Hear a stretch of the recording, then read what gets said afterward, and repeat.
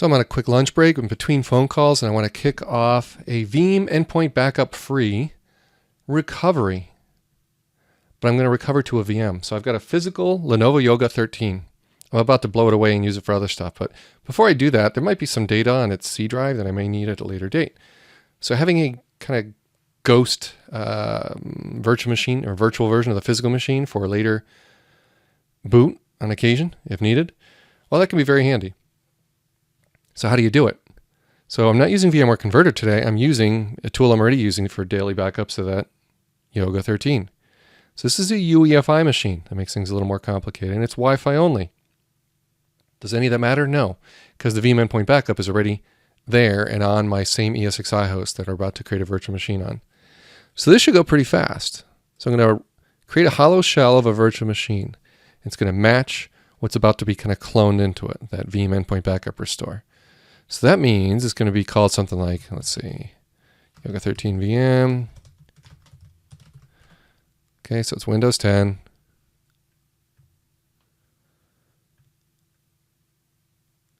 Okay, we need a drive with ample space and ideally an SSD so this video goes fast.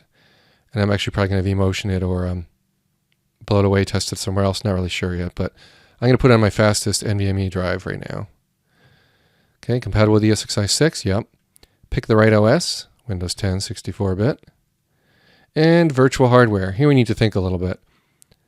This VM doesn't have a whole lot going on. 1 CPU and 2 gig of memory. All right. The hard drive's going to need to be bigger, though. The original hard drive was 250. I'm going to make this one on, let's say, 400. Thin provisioned. Okay, so 400 gig thin provisioned hard drive. Great. So Veeam will have no trouble restoring into that. That was weird. Veeam will have no trouble restoring into that. I spun the mouse wheel. Sorry about that. All right, network we're going to leave alone. It's picking the E1000 driver by default, and it should be visible and seen in a VMware ESXi environment like this virtual machine is. The E1000 driver should initialize fine, and the ISO file we're booting from is Veeam Endpoint Backup. It should see the E1000 driver just fine. So I'm not worried about that either. So we want to say data store ISO file, browser way to wherever yours is, and my Veeam Endpoint Recovery Media is right there. Make sure it connects at power on. All right, there's a little bit more. We're done with the hardware page, but VM options, boot options, it's an EFI machine I'm cloning, so I need to say EFI for my BIOS type there. All right, and then finally for VMware tools, I always I'm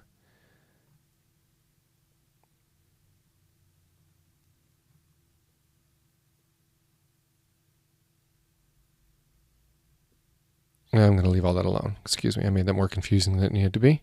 But we changed to EFI, and we just left VMware tool section alone. Okay, so I'm going to click Next.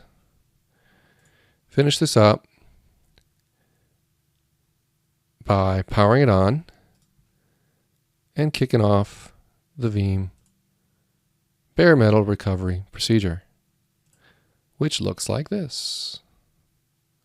What we should see is the Windows logo as the Veeam Windows PE environment starts. And we don't. Why? Because it's UEFI bias. That makes it just a little more complicated. So at the very beginning there, we need to hit any key, and now the UEFI environment is initializing the ISO, the bootable ISO. Veeam Endpoint Recovery Windows PE environment that's booting now, it's going to take a good 45 seconds or so. So it tries loading a whole bunch of drivers, looking for a bunch of hardware that could exist in this environment, which happens to be a virtual machine, and just loads drivers that do work, like the E1000 that it's hopefully going to be loading soon.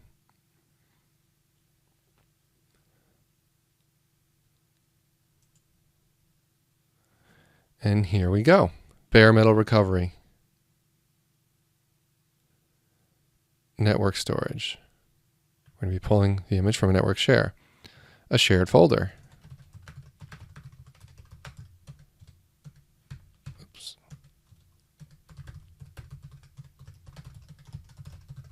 All right, now if we hit next here and it glides right through, it means the network share worked just fine. It did. And remember I told you it's a Yoga I'm actually restoring from, so I'll go ahead and pick that. And I managed to forget to open up the little section and point to the actual image. There we go. Last backup is on the 6th. That's recently enough. The entire computer. And we restore. So it had no trouble because the drive it's cloning to is much bigger, so it didn't ask many questions or kind of get into manual partitioning or any of that nonsense. It just worked. So we'll come back to this video when there's something to show you. This is obviously going to take a while. I think I got about 180 gig of data to move, so we'll see. And it's moving from a spinning drive, a Western Digital 6 terabyte RAID. This is not going to be, incredibly fast restore or anything like that. You'll see this first partition comes through and gets created quickly, so we're already about a third through that. But we're not at the C drive yet. That's the one that's going to take quite a bit longer. EFI system, there we go. The Windows 8 OS, this machine was upgraded from Windows 8 to 10, so hence the name. So now the actual real work is beginning. The C drive, 223 gig, which was I think about 2/3 full. And that's going to be limited largely by the speed of the Western Digital RAID 6 terabyte drive. Okay, I'm pausing the recording of the video now until there's something to show you. Okay, I got tied up for a while there, but it took over an hour anyway, an hour and 18 minutes. So what happens next? Well, get the mouse in that window, reboot the computer, but here's the thing. Virtual machine settings need tweaking, right? I have got to not mount that ISO anymore. So we want it booting off of this new C drive, not the recovery environment. And unmounting the ISO is a way to make sure of that. Looks like it already got the right boot sequence anyway because it found a C drive, a UEFI GPT C drive environment, so it's working. And of course it's finding new hardware or VMware branded components in Device Manager, for instance. That's what it's doing now.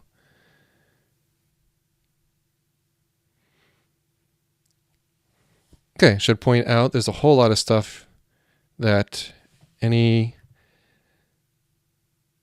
who really would want to use this VM for much of anything would want to get rid of. And a good start would be, Lenovo specific stuff that has no place in the VM, power management and so forth. But all that's okay. All I really wanted to know was, does this thing boot? Can I get to the files that were inside of this laptop? And the answer is yes. Okay. And you remember there's a bit of work left to be done, and that is right here. Let's take care of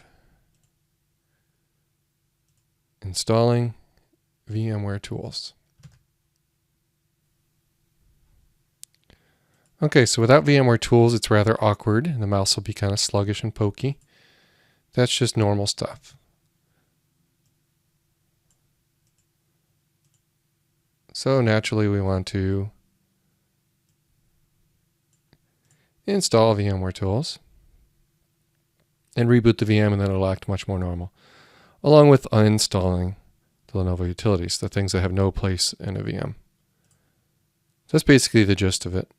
The hard parts were already shown in this video. Now VMware tools, you'll notice in this particular machine there was no autoplay or anything like that. So you kick off VMware tools, install, and then you let it rip.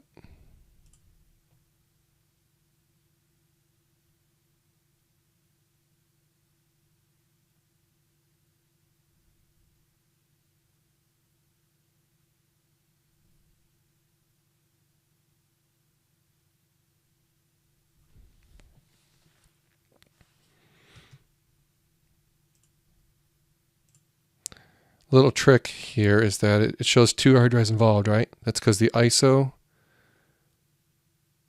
oh, okay, it cleared up.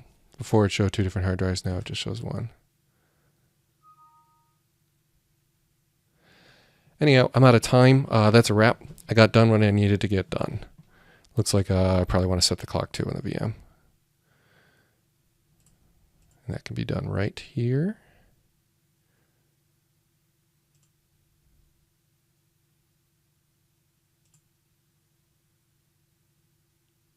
We can say synchronize guest time with host. And in the VM,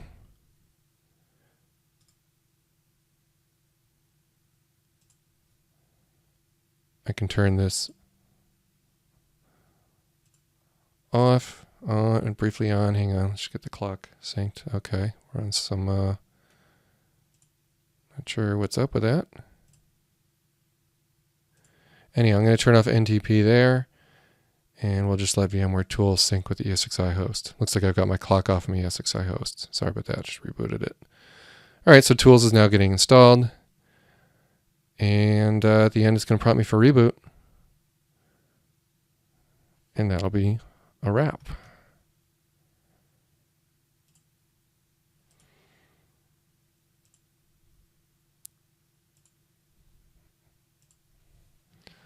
So that finished up. And just some closing thoughts here. One, yeah, I gave it a 400 gig hard drive, right? But here's the thing. If we look at that 400 gig drive, I said thin provisioning. So this VM is not taking up any more space than it needs to. But what you can notice here is that it's not taking up 400 gig, right? It's taking up about 200 gig. Still a substantial chunk, but we're not wasting storage.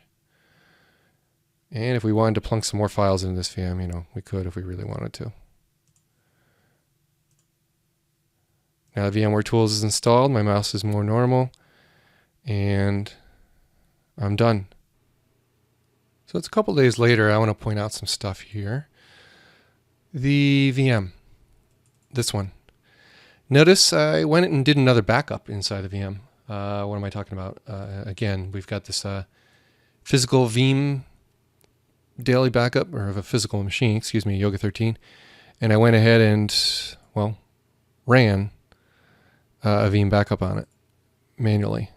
And it completed, and it took a while, 2.5 hours. And it was huge. Huge meaning, well, because now it's a new drive, it basically did a whole new backup. Notice the size of these files, right? You got the prior backup, and then you got the new one. So that's a massive use of disk space. And probably better off doing something like backup software that's meant for VMs. For example, let me show you one here. So, you know, once we enter the virtual world, maybe we want to go with an appliance that's simple. And there's a bunch of them. This is just one of them. But yeah, you get the gist of it. Here we have vSphere support, and it's simple to install. And in this video, I actually show that I get the whole thing running in a matter of minutes. Saturday, July 11th. Extremely quickly and simply. So, what if I'm lazy and I don't want to cut over to some sort of a virtual machine backup solution? Well, you could do this. Simply delete this folder. Now I'm exposed in that I have no valid backup at this moment in time.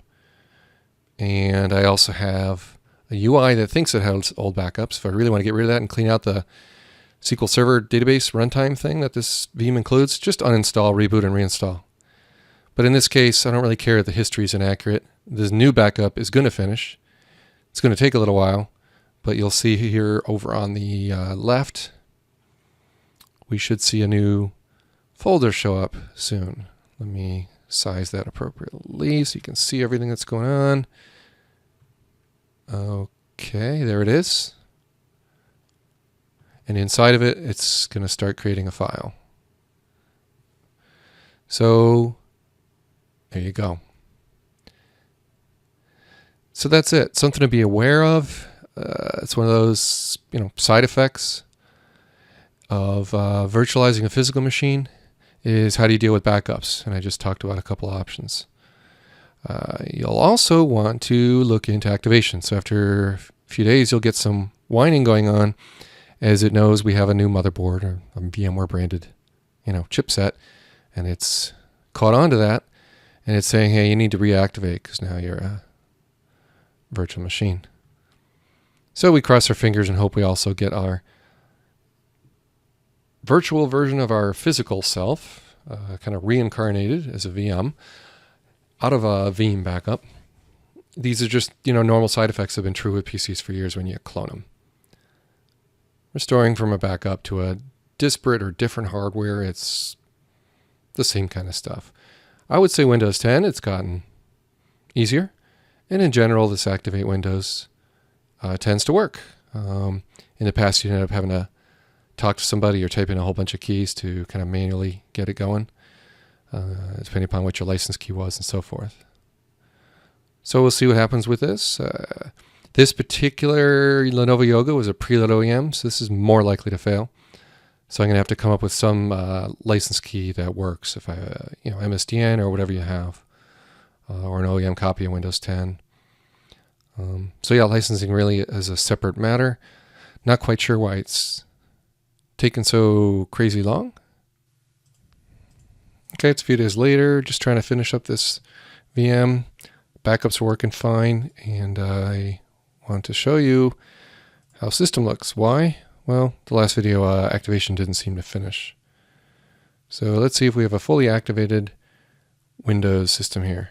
And the answer is slowly coming, because I actually kicked off a backup here. The answer is activated. So I'm done. So that's the end of this video. Hopefully you found it helpful. And I thank you for watching and for visiting tinkertry.com.